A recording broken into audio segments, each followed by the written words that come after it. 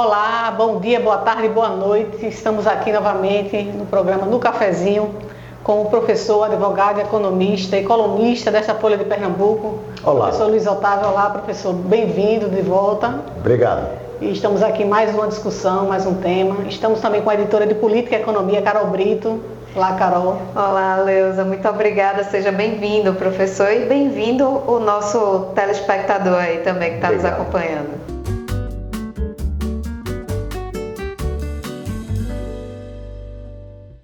E de antemão, dá a curtida da confiança, passa para os seus familiares, amigos, o link para esse vídeo ser distribuído. Vamos tratar aqui sobre assuntos políticos e também, se você quiser ver algum assunto aqui tratado, deixa nos comentários. Vamos começar aqui falando como é que está a corrida para o governo de Pernambuco. Nós temos dois candidatos evidentes ou velados, professor. Raquel Lira, a governadora, que obviamente candidata à reeleição, e o prefeito do Recife, João Campos. Como é que o senhor avalia essa corrida velada ou não tão velada entre os dois para o governo do Estado? Velada e claríssima, quase solar, não é? Eu penso que Pernambuco, ele recebe uma onda de renovação. E acho que esse é o primeiro aspecto importante, positivo, que vai acontecer na eleição do próximo ano, é o capítulo da renovação política, não é? A governadora e o prefeito do Recife são jovens que representam um fator de renovação na política e acho que esse é um elemento fundamental para que haja a mudança de quadros e haja também o avanço nas ideias. Eu penso que a governadora, ela, mesmo tendo deixado os quadros do PSDB, ela deixou o PSDB, mas o PSDB não a deixou, no sentido de que ela continua social-democrata, defendendo o mercado e defendendo a mediação social do Estado. E no caso do prefeito do Recife, ele segue a linha histórica, que é não apenas um legado familiar, mas é também um pensamento filosófico político, muito próprio da esquerda, que é a visão da política e do Estado dentro de um modelo popular e populista. Dentro desses perfis que o senhor traçou muito bem, quais são os principais percalços, tanto para João quanto para Raquel? É uma boa pergunta. Eu penso que, no caso da governadora, ela fez a política da administração, mas ela não fez a administração da política. Ela gere, ela administra, ela pensa, ela se expressa, mas ela precisa fazer política. E o governo se ressente um pouco disso. Nesse contexto, ela exercite mais a sua capacidade de negociar, de convencer, de persuadir. Vá buscar inspiração nos dotes de Fernando Lira, por exemplo, que foi um vencedor, foi um grande político, um grande negociador. Articulador da reabertura democrática brasileira, não é isso? Exatamente. O ex-deputado Fernando Lira, ele dava lições de política. Então, acho que esse é o ponto que a governadora deve calibrar melhor. E acho que no caso do prefeito do Recife, eu queria recuperar um pouco a coisa da política em Pernambuco. Política em Pernambuco é coisa séria.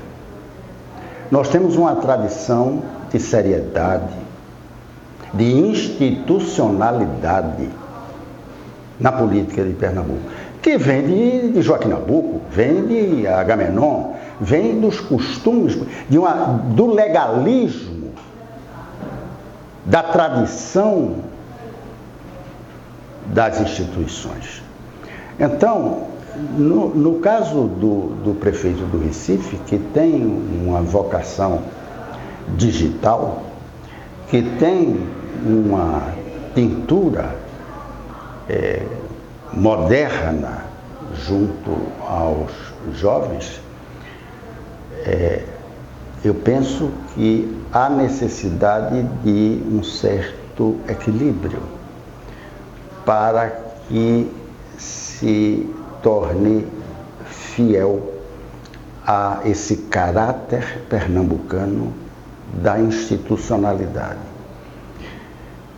Integrar-se aos costumes, aos modos modernos e jovens é bom, mas é preciso também que haja um equilíbrio em relação à institucionalidade, ao princípio do institucional, que é patrimônio da política em Pernambuco.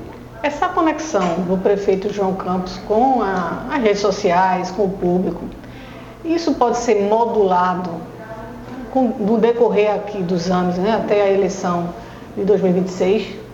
O senhor acha que ele pode modular isso para atender a esta institucionalidade que é necessária para um cargo do governador, efetivamente, né, caso seja eleito? O político, ele é senhor de si próprio. Ele tem critérios pessoais, ele tem talentos, ele tem vocações, não é? E, sobretudo no caso do prefeito do Recife, que é um político determinado, é um político que, apesar de jovem, é vitorioso, ele sabe avaliar muito bem o que e quando, o que fazer e quando fazer. Tempo ele tem, daqui até a eleição no próximo ano. E ele é senhor dos seus atos, até porque ele é o presidente do partido. Vai presidir o partido, inclusive, nacionalmente agora, a partir do começo desse próximo mês. Isso. Agora, em relação a Raquel, o senhor fala muito dessa questão política, né? Que ela, enfim, tem toda uma tradição familiar, vem de uma família política bastante forte, mas está tendo dificuldade nesse processo. O quanto isso pode afetar essa construção para governador em 2026? Em política, a gente pode dizer que um mês é uma década, mas pode dizer também que um dia é uma solução. Então, ela é determinada, ela é inteligente, ela é preparada, e o exercício do governo é uma experiência notável. O quanto se aprende no governo, o quanto se aprende como pessoa, o quanto se aprende como gestor, o quanto se aprende como político, de modo que são lições diárias, não é? A política é um mestrado, de modo que ela terá tempo para se aperfeiçoar ainda mais. Professor, e no plano nacional nós temos também uma corrida, né, eleitoral, e que entre os dois principais candidatos, um já não está, né, elegível, né, o ex-presidente Jair Bolsonaro, mas o presidente Lula está, né, no mandato, é um candidato natural, mas há um país hoje que espera por uma solução política daqui a 2 anos. A gente nós teremos essa solução política, poderemos ter com essas duas candidaturas, eu digo, eventualmente a de Lula e um nome colocado por Bolsonaro. Eu tenho defendido a tese de que a esquerda tem um problema de impasse biológico com o presidente Lula. E a direita tem um problema de impasse ideológico com a clara divisão de diversos candidatos à direita. Eu penso que essa circunstância, ela configura também um outro quadro que se agrega ao político, que é a economia. Eu penso que a economia vai bem e a política vai mal no Brasil. A economia vai bem porque nós estamos crescendo. A economia vai bem porque existe disposição para investir. A economia vai bem porque nós temos capacidade de atração em relação aos investimentos externos. Hoje, por exemplo, no noticiário está a informação de que grandes grupos tecnológicos estão escolhendo o Brasil como polo e sede dos data centers mundiais na área de inteligência artificial. Agora, a questão brasileira, ela é sobretudo política, porque nós temos um regime federativo no qual há uma grande concentração de recursos nas mãos da União e municípios pobres. Nós temos um sistema em que as questões todas relacionadas com recursos têm que ser tratadas em Brasília. E na questão política, o fato de que nós não temos uma liderança clara. É como se o Brasil fosse um país provisório. No final de contas, essa é a sensação que eu tenho. Por que um país provisório? Porque o presidente continua a gastar, não quer cortar, quer aumentar a despesa de um dinheiro que não existe, e o ministro da Fazenda não pode arrecadar, porque o Congresso não deixa. Então nós temos uma gestão, uma política pública em que, no fundo, o Brasil está bloqueado.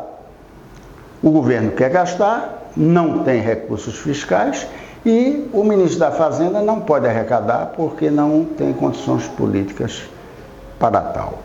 De modo que a sensação que eu tenho é de um país provisório, uma certa provisoriedade, e que vai se projetar seguramente no próximo governo. E o próximo governo vai ter que exercitar recursos importantes de liderança e negociação política, de modo a resolver, inclusive, um dos problemas graves do orçamento, que é o pagamento das emendas parlamentares, que hoje é superior a 50 bilhões de reais. Dentro desse país, como o senhor mesmo falou, provisório, né, e cheio de desafios, a que ponto a própria agenda eleitoral atrapalha esse processo de discussão? Porque hoje a gente vive um país em que a gente tem eleição de 2 em 2 anos. E o que se fala bastante é que o governo não quer cortar gastos porque já está pensando na eleição de 2026. O Congresso não quer aprovar medidas impopulares, mas muitas vezes necessárias, por conta de 2026. Então, até que ponto essa agenda atrapalha a própria agenda do país? A reeleição foi um erro grave que o país assumiu. E eu penso que, entre tantas virtudes, Fernando Henrique não evitou esse auto-engano, esse equívoco. A reeleição, ela prejudica o país de todas as formas, inclusive, como você mencionou, porque, no fundo, os mandatos, eles terminam reduzidos na prática em função da preocupação com a próxima eleição. De modo que a previsão da reeleição e o mandato ampliado para 5 anos vai possibilitar que os eleitos disponham de um prazo eu diria, salutar e sanitário de enfrentar os problemas sérios e os problemas que precisam ser limpos e resolvidos na federação. Então, o país, professor, como o senhor falou bem, né, colocou bem, um Brasil provisório, né? É como se o país estivesse aí aguardando as cenas dos próximos capítulos, que são dois, né? Esse ano e o próximo ano. É exatamente isso. Nós estamos à espera do futuro, porque o presente está bloqueado. Nós não temos dinheiro para investir e não podemos arrecadar porque o Congresso não permite. Nós temos um sistema previdenciário que precisa de outra reforma, porque os recursos assumiram tal proporção que daqui a 2 anos isso vai bater a porta do Congresso Nacional. De modo que a sensação de provisoriedade ela é muito forte. E por que é que isso vem ocorrendo? Porque falta ao Brasil o senso de planejamento, porque falta ao Brasil o pensamento estratégico, porque falta ao Brasil o funcionamento do Ministério de Assuntos Estratégicos. Nós já tivemos um ministro chamado Eliezer Batista, que foi o homem da grande concepção da Vale do Rio Doce, que depois participou do governo, que deu uma grande contribuição às estratégias de desenvolvimento do país. O país não pode viver no curto prazo. O país não pode viver só pensando na eleição de amanhã.